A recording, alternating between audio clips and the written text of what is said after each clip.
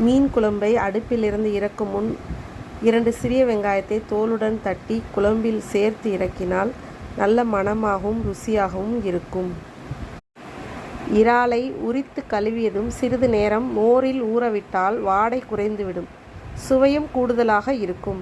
அரிசி களைந்த தண்ணீரிலும் 10 நிமிடம் ஊற வைத்தால் மீன் குழம்பு சுவையாக இருக்க தேங்காய் துருவலுடன் சிறிது சோம்பு, சின்ன வெங்காயம் அரைத்து சேர்த்து கொதிக்க வைத்தால் சுவையாக இருக்கும்.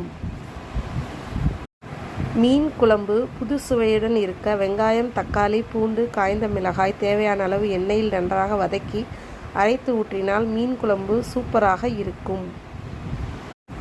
மட்டன், சிக்கன், மீன் அனைத்தையும் கழுவும் போது சிறிதளவு மஞ்சள் தூள், உப்பு போட்டு நன்றாக உரசி கழுவினால் கவுச்சி வாடை வராது. பாக்டீரியா கிருமிகள் அனைத்தும் அழிந்துவிடும். நெத்திலி மீன் குழம்பு செய்யும் போது புளி சேர்க்காமல் அதிகமாக தக்காளி சேர்த்து செய்தால் குழம்பு ருசியாக இருக்கும். நெத்திலி மீன் குழம்பில் போட்ட உடனே ஒரு கொதி வந்தவுடன் அடுப்பை அணைத்து விட வேண்டும். இறால் பிரியாணி செய்வதற்கு முன்பு இறாலை சிக்கன் 65 மசாலா, தயிருடன் 1 மணி நேரம் ஊற வைத்து பிரியாணி செய்யும் போது அதிக சுவையுடன் இருக்கும். மீன் குழம்பு செய்யும் போது அதில் கத்தரிக்காய் அல்லது வெண்டைக்காய் போட்டு செய்தால் தனி சுவையாக இருக்கும். இறால் குழம்பு அல்லது கிரேவி செய்யும்போது அதிகமாக இஞ்சி, பூண்டு சேர்த்து கொள்வது மிகவும் நல்லது. ஏனென்றால் இறாலில் வாயு அதிகமாக உள்ளது. இறால் கிரேவி செய்யும் போது பச்சை பட்டாணி அல்லது பட்டர் பீன்ஸ் அல்லது சிகப்பு பீன்ஸ் போட்டு செய்தால் மிகவும் சுவையாக இருக்கும்.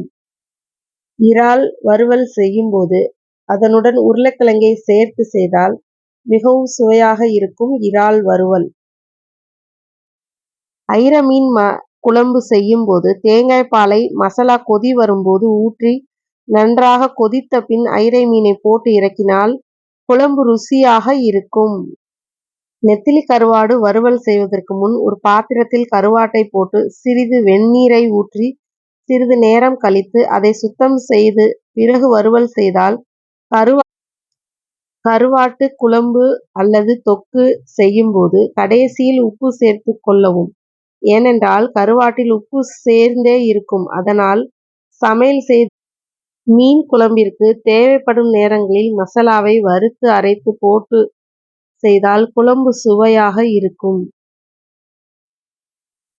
மீன் குழம்பு தாளிக்கும் போது எண்ணெயில் வெந்தயம், சோம்பு, சீரகம், சின்ன வெங்காயம், பச்சை மிளகாய் போட்டு தாளித்தால் மீன் குழம்பு மிகவும் வாசனையாக இருக்கும்.